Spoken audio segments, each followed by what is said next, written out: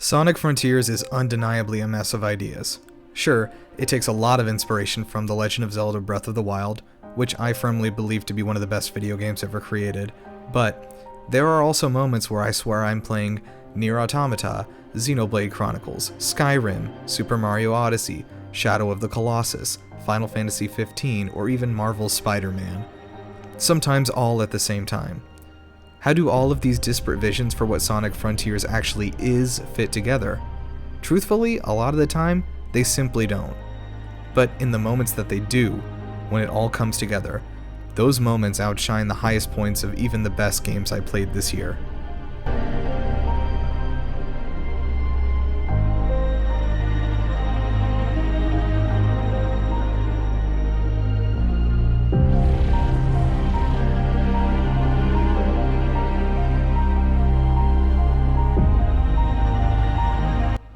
When I was 8 years old back in 2001, my brother and I received a copy of Sonic Adventure 2 Battle for the GameCube from my dad for Christmas. I wasn't really familiar with Sonic at the time, being that I was a hardcore Nintendo kid, so I am not honestly sure what prompted him to get this game for us. Still, I was intrigued, and I remember sitting down with my brother to venture into this strange land that Mario had kept us locked away from in the great console wars of the 90s. I fell in love instantly with the colorful cast of characters, over-the-top anime madness, frankly incomprehensible story, and most importantly, the concept of just going fast. Since then, I've played nearly every game in this incredibly inconsistent series, including the spin-offs, even during my teen years when I was too cool for most video games. Sonic the Hedgehog has been a part of my life for much longer than most anything else, and in a strange way, it's one of the few connective tissues that ties together the person I was as a child, the angsty teen version of me from high school, and the adult me that I am today. As I'm sure you're well aware, since the days of Sonic Adventure 2, the 3D games in the franchise have struggled. Some of them, like Sonic Forces and Sonic Boom, have been offensively bad, and even the best ones like Sonic Colors and Generations were just okay. 21 years later, I find myself mouth agape as the credits rolled on Sonic Frontiers, and I am ecstatic. The mere sight of Knuckles or Shadow or the Chaos Emeralds always does bring me joy, and that's why we Sonic fans have survived for so long. But no, this time, I was ecstatic not because Sonic Frontiers is a masterpiece, because it is very, very much not. I was ecstatic because Sonic has, after 2 decades, finally matched the enthusiasm that I bring to the franchise as a fan.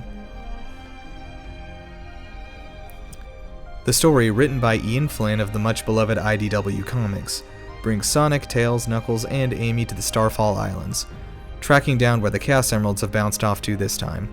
Of course, Dr. Eggman is hot on the trail, hunting down the same thing, and our old friends stumble into the remains of a lost civilization of a race called the Ancients. If you're familiar with Sonic, you likely remember Chaos, the water monster that was the primary antagonist of Sonic Adventure, and who has appeared numerous times since then. In a pretty interesting turn, Sonic Frontiers actually explains the origins of the Chaos Emeralds and Chaos himself as lost artifacts of the Ancients, in a pretty organic way. It was a bold move to base the story around lore that we've been desperately craving since Sonic Adventure in 1998, but it actually paid off. While the actual dialogue is still pretty mediocre, Frontiers still clears the incredibly low bar of having the best story in the franchise based on just providing this extensive, detailed lore. Taking us to the homeland of the villain from decades ago is just the first piece of the payoff to longtime fans present in this game. So what is it that makes this game tick? Why are the Sonic fans excited? It may sound insane to those outside the fandom, but this is the first Sonic game in a long time that's actually built around the concept of going fast. Sonic games have been absolutely riddled with careful, precise platforming for 20 years and random events that slow the player down, totally counterintuitive to the whole idea of the blue blur. And I personally believe it's because they are trying to capture some of what makes Mario so great. Sonic is not Mario. Sonic is never going to be Mario. But I think Frontiers is the first time that Sonic Team has openly admitted this in their design strategy. Sonic Frontiers takes place across 5 contained open-world zones. Each one is themed around a different biome, and each one has different cyberspace levels, enemies, challenges, and lore to unpack. Each of these zones is packed with stuff to do, and it is very densely packed. Everywhere you look, you'll see this Unreal Engine default landscape with dozens of springs, wires, balloons, rails, pulleys, rings, platforms, and dash panels. You know, stuff that you would see in a Sonic game. Except it's all just floating there, pasted over a world created in a completely different art style. And you know what? I don't care. This game world is so incredibly fun to play in that I just could not care less how hilariously dumb everything looks. Deal with it. The core of why myself and a lot of Sonic fans are clicking with this game is that Sonic has never ever felt this good to control. You get the sense of speed that comes with combining the two past styles of movement, which were momentum and boost movement, but you also feel that precise control needed to do the actual platforming. As I said before, precise platforming and going fast as possible have always been at odds, but there's some sort of beautiful meeting of these two principles in Sonic Frontiers that I had started to believe was impossible. Utilizing the multitude of rails and springs and such, it's easy to manipulate the physics of the Hedgehog engine to get around the open world at lightning-fast speeds that you feel like the game never intended. Holding down the right trigger will turn on your boost, which has a set amount that recharges very quickly, and using this boost along with your homing attacks and developing series of abilities, you can work your way through lots of these miniature obstacle courses while making your way from point A to point B without interrupting your pace. Filling up your rings to maximum turns on a second boost that lets you move twice as fast, and that is when you can really feel the lightning. Sonic was always meant to be moving faster than even the player can see, and this giant open world is finally the place where he can do it while still maintaining a sense of control. These obstacle courses typically will yield a memory token, which I'll get to later. Suffice it to say, this is the most fun I've had moving in a game since Spider-Man on the PS4. It's perfect. I have seen a few different videos of the PS5 version, which is what I was playing as well, having severe pop-in for floating obstacles and rails.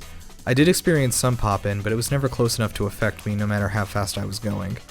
I have to comment that this game has been pretty bug-free for me, although I've seen quite a few videos showing otherwise. All I can say is that my experience featured no major bugs and only a handful of minor ones. It's actually one of the more functional launch AAA games I've played recently. While you're running around the world, you'll encounter little guys called Koroks. Kocos. They're just little guys. Look at them. The Kocos are the current inhabitants of the Starfall Islands, and only the Elder Kocos are able to speak to you directly. The others will set you up for random minigames that feel so totally out of place they may as well be a different game, even removing abilities seemingly at random to try to make them make any sense. It is jarring to be blasting through the desert at 200 miles per hour 1 second, and then the next second you're trying to carry a stack of 10 Kocos you're balancing that are vomiting bombs into Knuckles' waiting arms. Once these minigames are complete, the participating Kocos inexplicably drop to the floor as their souls feel the sweet release of death while the others celebrate. I have no explanation for this still, even after completing the game.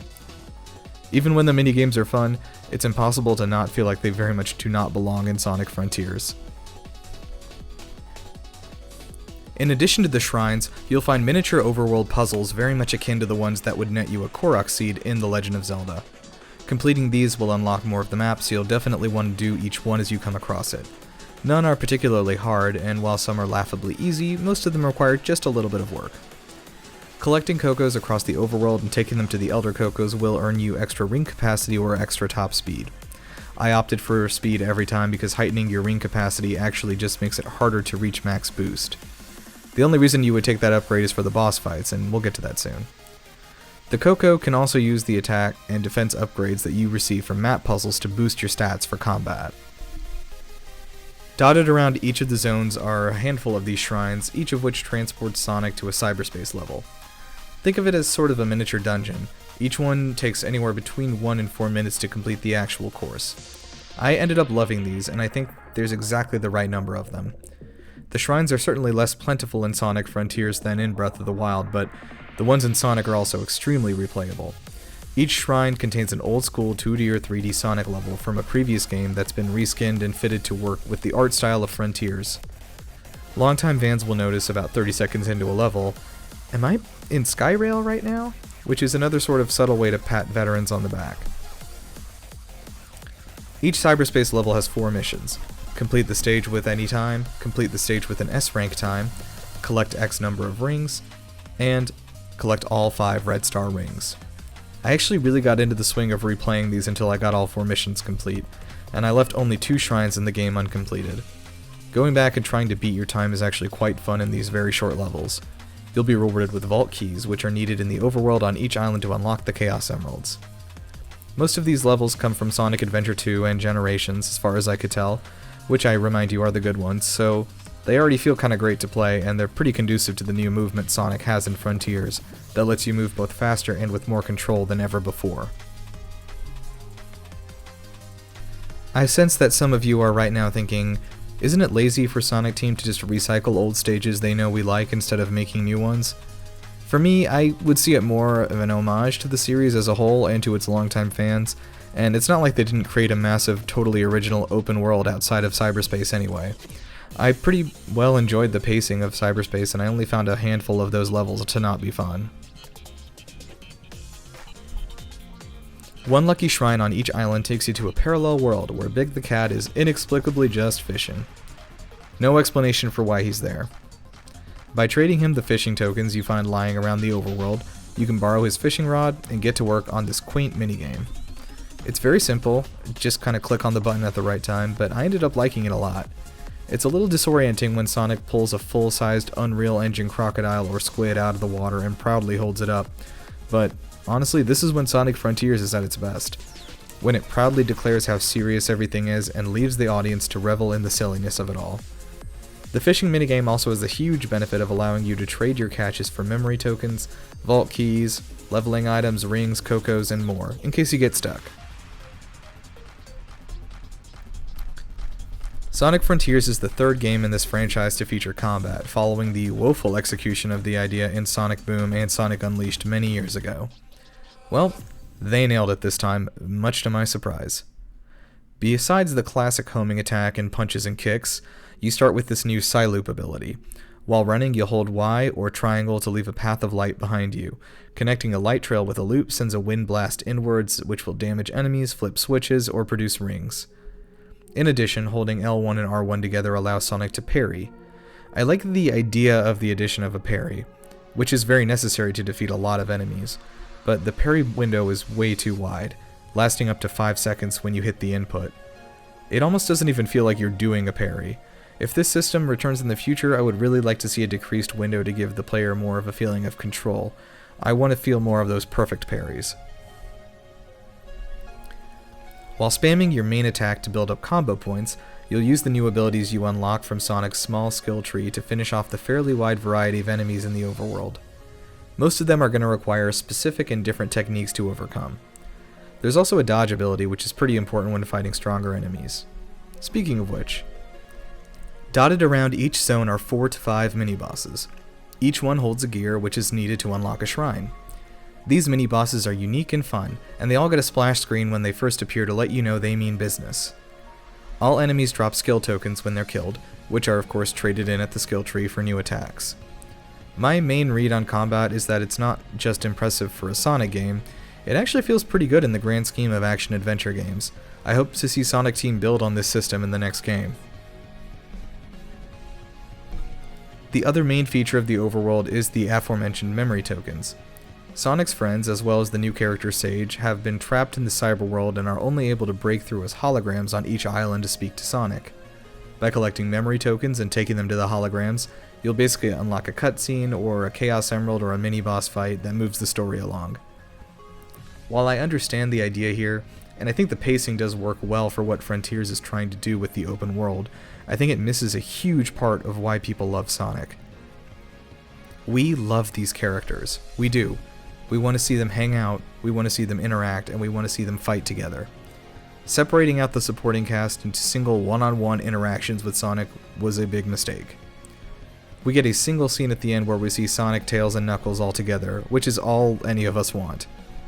Although this is the first Sonic game written originally in English, the cutscenes are also a bit strange in how spaced out the dialogue lines are, and I have been wondering if it's to account for the Japanese dub that had to go over the game later. Regardless, although the performances and delivery are excellent, the dialogue in Frontiers feels stilted because of these gaps in a way that reminds me a lot of Kingdom Hearts 3. Alright, I have been very carefully saving the best part for last, the boss fights. You may or may not have seen videos or GIFs of them going around, and it's because this part of the game nails what fans have wanted from Sonic more than anything else the franchise has put out. This is the vibe. This is what we were waiting for.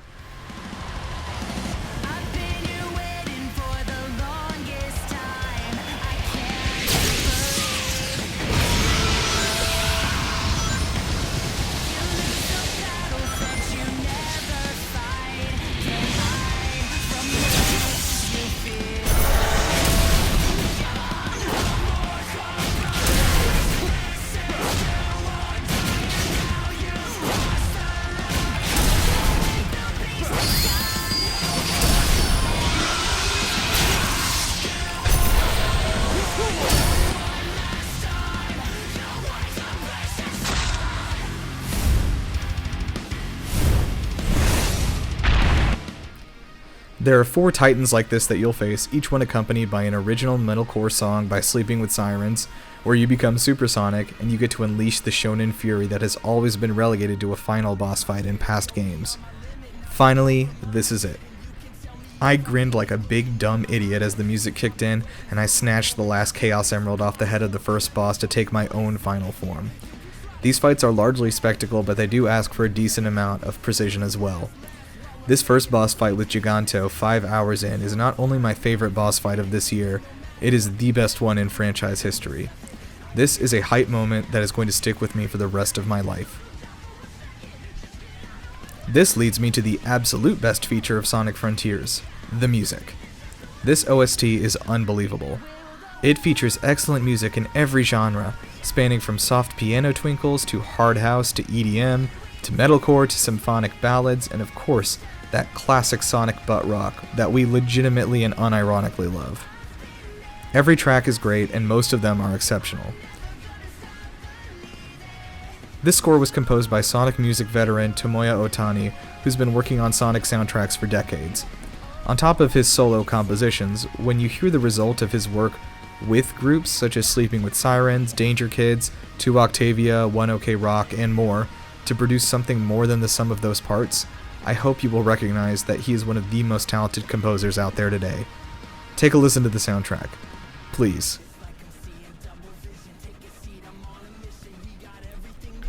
Sonic Frontiers is a mess of ideas that I would maybe give an award to for least directed game. Most of the time, it is barely holding itself together as a mass of ideas from other better games with Sonic pasted onto it. But when it hits, oh my god, it hits. When the music swells, and Kellen Quinn is blasting your eardrums with a guttural scream while you plunge a 300-foot sword into a titan the size of a skyscraper, it is not going to matter that you're doing it in the most artistically dissonant game I have ever seen. It is not going to matter that there is literally no explanation for the presence of Sonic items or Big the Cat. It won't matter that you have to rack up 5 million points in a terrible pinball minigame to progress the story for no reason. The heights of Sonic Frontiers are the highest highs Sonic has ever seen, and while casual players may not enjoy the game as much as longtime fans, I had more fun in this mediocre game than I had in all the many, many better games I played this year. The blue blur is back, and I cannot wait to see where he goes next. One thing is for sure though, always to new horizons. Sonic Frontiers, 8 out of 10, Radiant. Oh, and one little tip.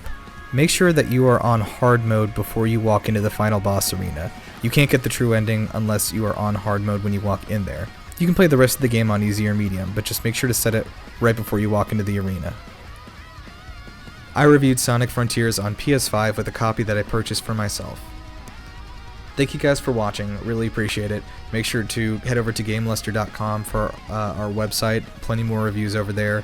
Subscribe to our YouTube channel here, obviously smash that like button please, and give any comments you have. I would love to answer any questions you have about this game. Thank you so much for staying with us.